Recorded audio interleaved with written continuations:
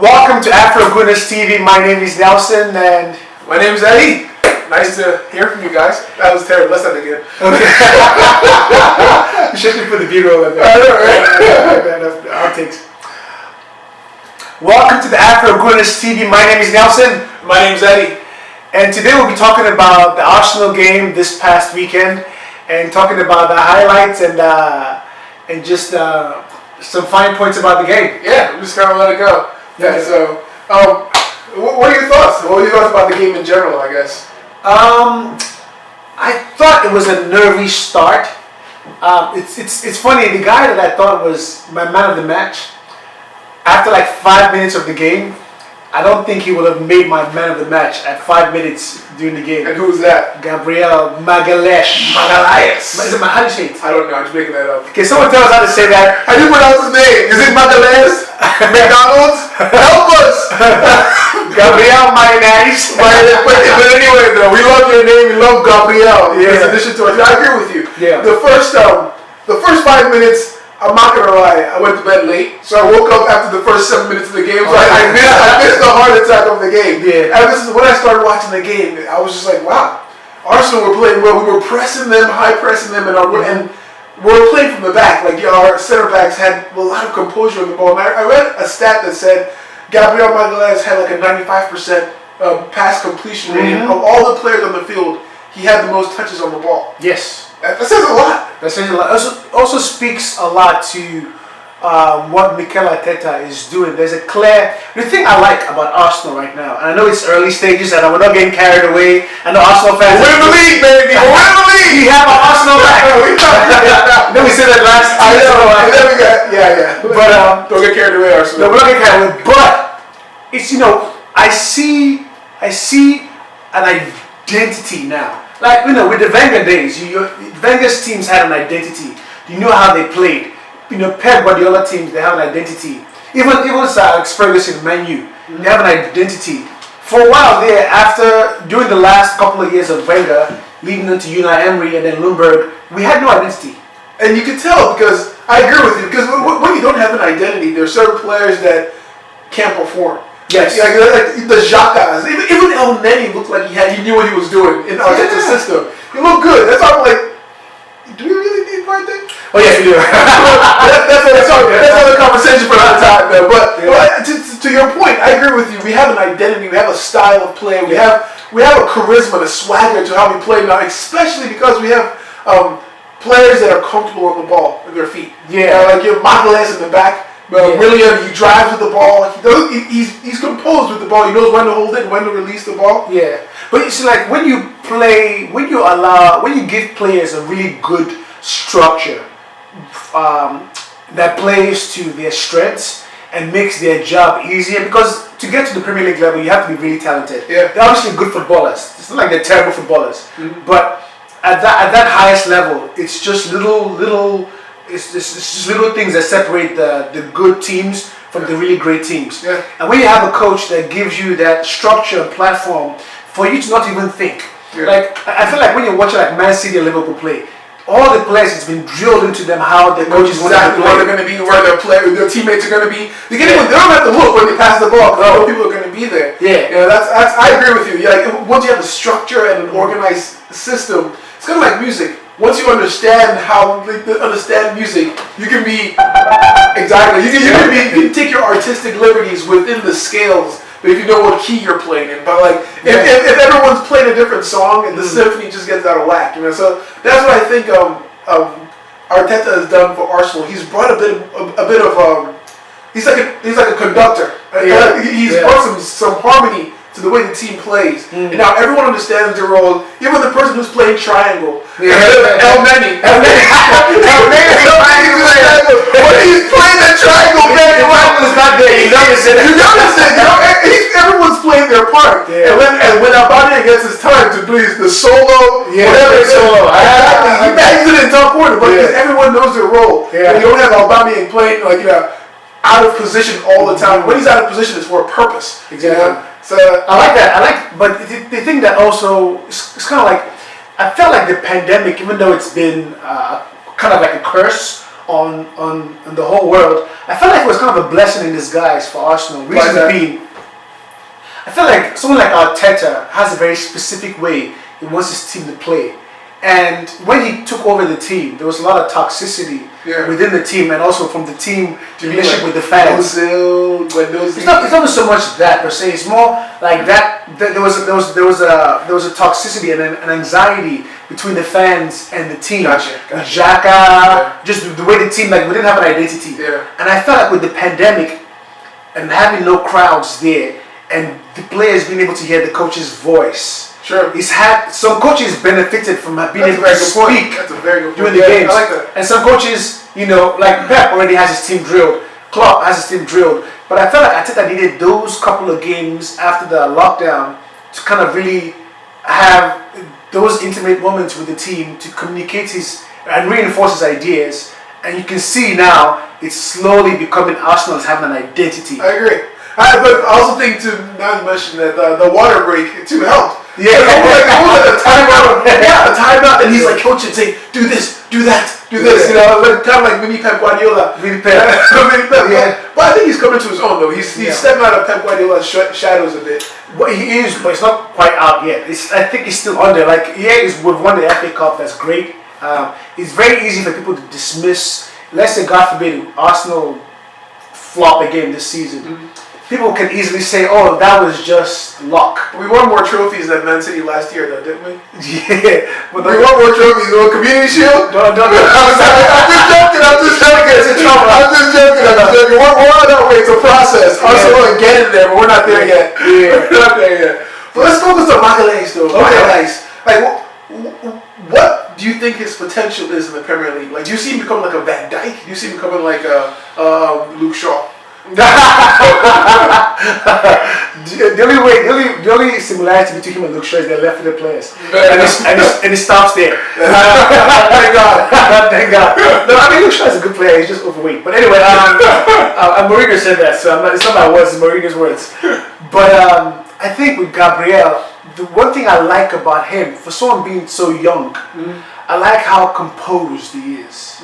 I like how he made the mistake, and I won't really call it a mistake per se. It was more of a miscommunication. So I missed that part, and I haven't even watched it because I've just been so enthralled by everything. What happened? So it was a defense splitting ball between Maitland-Niles and Gabriel. Okay. So the ball was kind of placed in a position between Gabriel. So the ball split Maitland-Niles and Gabriel, and Leno was unsure because he was in no man's land, and their forward was making the overlapping what Gabriel's blind side. Gotcha. So it was, does Gabriel clear the ball or does Leno come and get the ball?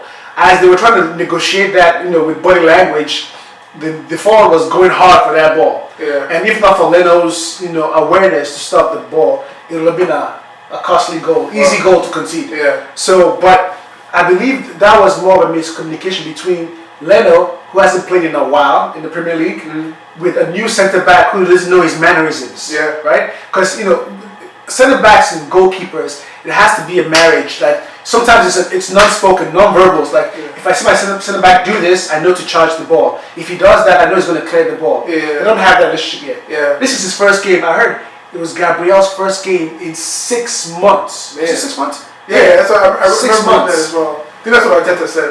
Yes, 6 months. He has not played in 6 months. Wow. If he hasn't played in 6 months and he's playing that well.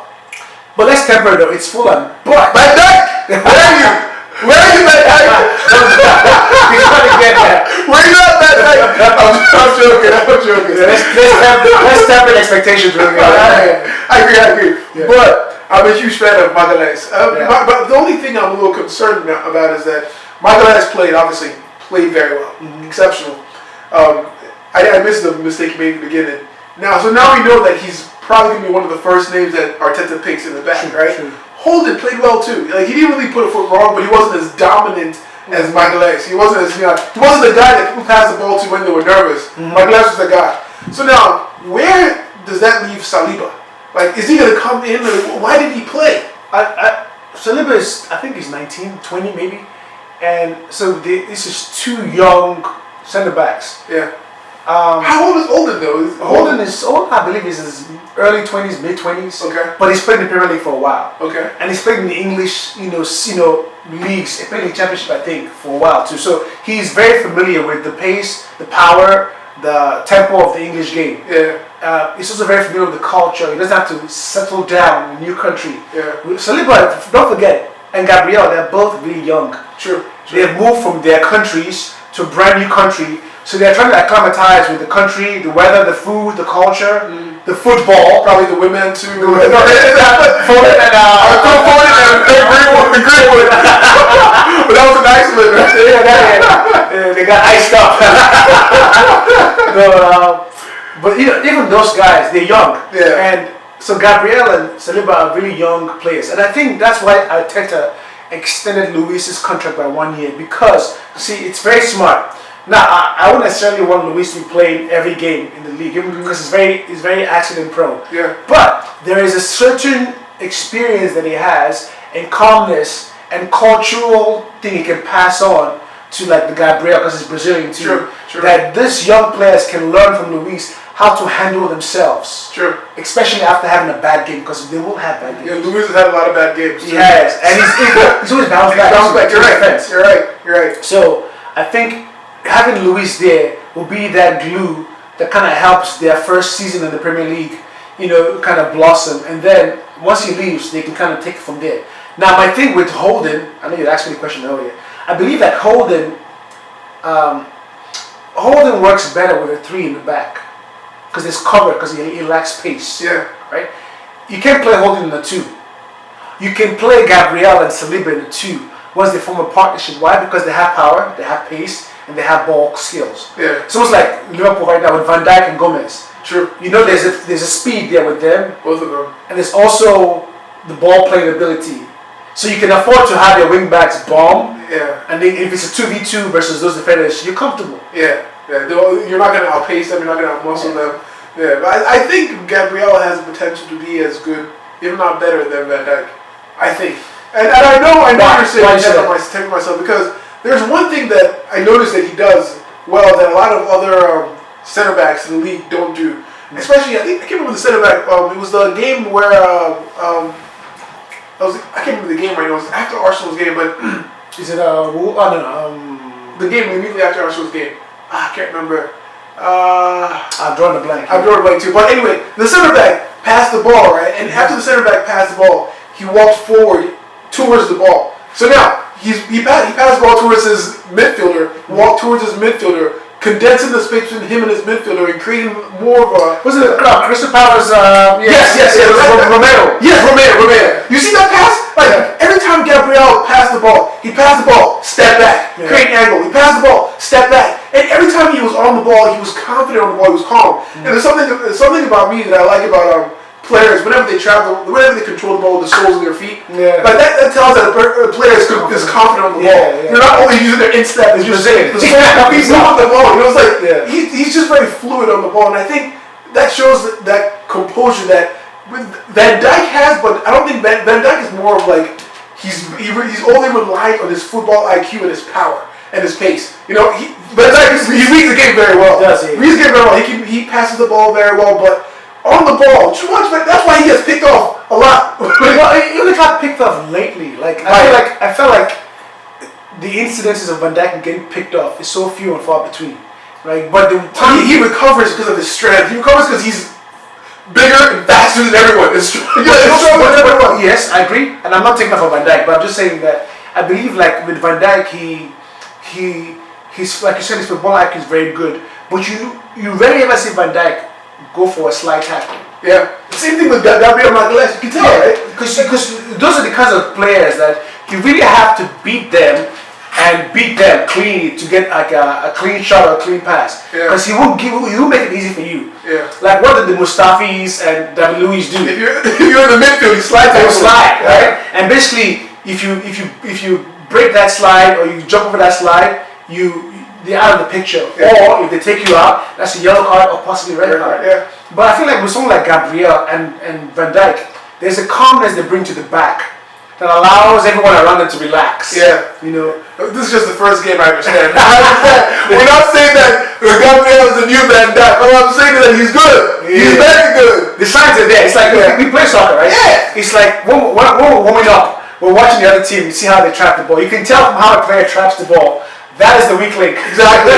The defender that when the ball hits his shit goes out of bounds like I'm going after him. But when the defender traps the ball one touch out of the air, you're like, crap. Okay, yeah. It's gonna be a long day for me. That's Gabriel Magalhaes. Like, but so I mean, rating on a scale of 1 to 10, how would you rate his performance? I would rate his performance a solid 9.